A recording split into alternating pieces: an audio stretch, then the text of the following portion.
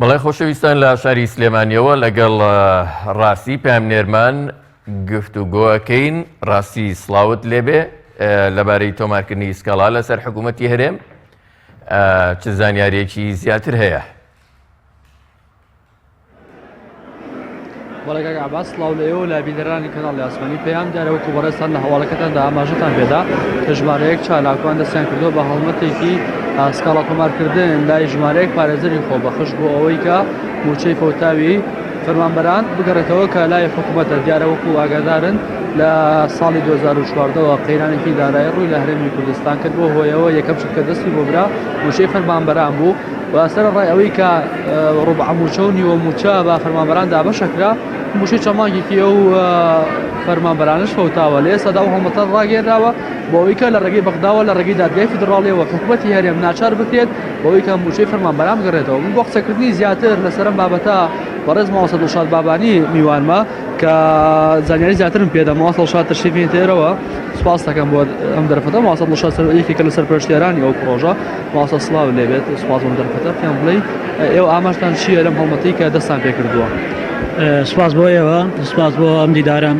ئێمە کۆمەڵێک لە چالاکوان و مامۆسایی ناڕازێر و پارێزەر و تەندروستکار و کۆمەڵێک لە پیشە جیاوازەکان کۆبووینێتەوە بۆ ئەوەی کە ئەو موچە فەوتاوانەی کە لە ئەم ساڵدا لە ساڵی 2009دا کە لە حکوومەتی عێراقیەوە هاتووە بە گوێرەی ئەو بودجێکەدانرا بۆ هەرێمی کوردستان فەوتاوە و حکوومەتی هەرێم وەری گوتۆ بەڵام نەیداوە بە فەرمانبەرەکانی لە هەوڵی ئەوەدان کە ئەو موچەیە کە سێ موچەیە بیگەڕێنەوە بۆ هەموو فەرمانبەرانی هەرێمی کوردستان بەبێ جیاوازی بەبێ ئەوەی کە بڵێن مامۆسایە خو دەرچینێکی ترە لە هەوڵەکانمان بەردەوامە. تقریبا ئێمە لە 25 چوارەوە ئەم هەوڵەمان دەست پێ کردووە و تاوەکو ئەم ڕۆژە بەردەوام بین و کۆتا ڕۆژی کەمپینەکەشمان ئێمە دیاری کردووە لە ئاگادارەکە بۆ بەڕێستانەوە ناردووە کە 27 تا ئەو کاتە وەکالەت وەرەگرین لە فەرمانبەرەکان تاوەکو بتوانین لە ڕێگەی ئەو پارێزەرە خۆبەخشانی کە هەمانە لە دادگای اتحادی لە بەغداد سکاڵا تۆمار بکەین.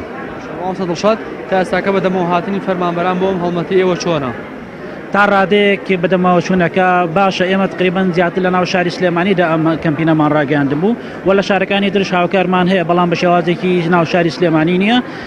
یەک کێشە هەبوو لە کەینەکەی ئێماوش ئەوە بوو کە وەکالەتەکەی کاگرێتەوە بۆ ئەو پارێزەرانەیە کە لەگەڵمانان وەکالەتی گشتیە هاوڵاتیان تۆزێ لەوە کێشیان هەبوو بەڵام بۆ وەکالەتە گشتیە کورت کراوەتەوە هەموو شتەکانی تیان لابراوە تایبەت کراوە بەو سکاڵایەکی ئێمە ئەمانێت تۆماریکەین و ئێمە لێرەوە لەم شاشە بەڕێزە ئێوە داوا لە هەموو فەرمانبەرانی هەرێمی کوردستانەکەین لە موچە خۆرەکانەکەین کە بێن بەدەم داواکاریەکانوان و لە هەموو شار و شارۆچکەکان و لە بێن لە دادگای سلێمانی وەکالەتکردنەوە بۆ پارێزە بەڕێزەکان وەکالەتێکمان هەیە لەوێ بۆ ئەوەی ئێمە بتوانین بە ژمارەیەک لە وەکالەتی زۆرەوە بچینە بەردەم دادگای اتحادی هەتاوەکو بتوانین ئەم سکاڵایە تۆمارکردنەوە قورسایی و سەنگینێکی خۆی هەبێت هەتا بتوانین مافەکانیان بۆ بگەڕێنینەوە.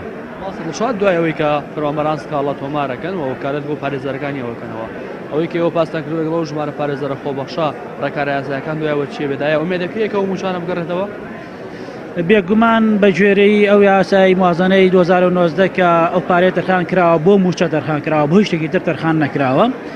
ئەمە ئەوەی ئێمە خوێندنەوەمان بکردو لە ڕووی یاسایە و لە ڕووی عرف و لە ڕووی هەموو بوارێکەوە لێکدانەوەمان بۆ کردووە ئەمە خیانەتێک لە ئامانەتێک کراوە هاتوۆتە هەرێمی کوردستان.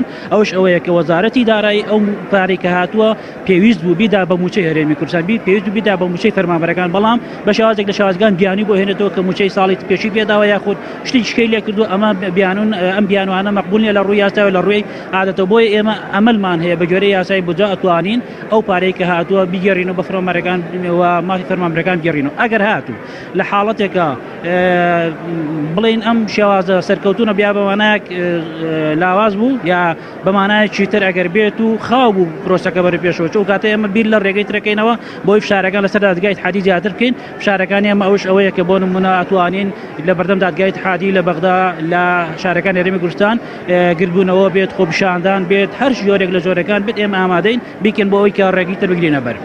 شاو کۆتا پرسیار وەکە زانی جگە لە فەوتانی ئەو سێ موچەیە نزیکەی 2 ساڵیش ڕوبع موچە و نیوە موچە دابەشکرا.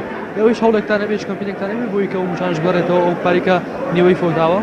بێگومان ئێمە پێشتر پێش ئەم کەمپینەوەکە مامۆسایی ناڕازی لە چەندین هەوڵماندا بۆی کە موچەفۆتاوەکانی و داواکاری سەرێکی مامۆسایی ناڕازیشەوە بووە کە موچەفۆتاوەکانی ساڵانی پێش لەگەڵ باشەکەوتیا بگەڕێتەوە. ئێستاش ئەم کەمپینێکە ڕامانگەیانەوە بە هاوکاری ئەم بەڕێزانە کە باسم لێ کرد ئەگەر ئەم هەنگاوەمان سەرکەوتوو بێت و ئەم سێ موچە بگێڕینەوە بۆ هاوڵاتیان بۆ موچەخۆرەکان بێگومان بەردەوام بین لە کەمپینیکا بۆ ئەوەی ئەو موچە پاشەکەوتکراوانە لای حکومەتە بگێڕینەوە جایدن موچەفۆتاوەکانش بۆ هەموو هەرێمی کوردستان. سپاس بۆ بەڕێز مامۆستا دڵشاد بابانی کە سەرپەرشتیاری پرۆژەکەی مامۆستا عەباس مەگەڕێمەوە لای بەڕێزان. زۆر سپاس ڕاستی حەمامین پەیامنێرمان لە شاری سلێمانی زۆر سپاس.